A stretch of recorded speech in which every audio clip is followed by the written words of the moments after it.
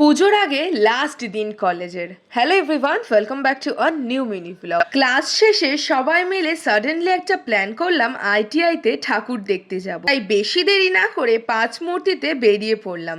বাসে করে চলে এলাম ব্যারাকপুর, দেন ট্রেনে করে যাচ্ছি এখন কল্যাণীতে। যা ভিড়, বাপরে বাপ, কি আর বলবো। এই চলে এসেছি কল্যাণীতে, হেঁটে হেঁটে যাচ্ছি এখন আইটিআই এর কাছে। আর এই দেখো, এই প্রত্যেকটা মানুষ যাচ্ছে ঠাকুর দেখতে। আমাদের লাকটা সেদিনকে খুব খারাপ ছিল, সময়ের আগেই পৌঁছে গেছিলাম, তাই ভেতরে প্রবেশ করে ঠাকুর দেখা হয়নি।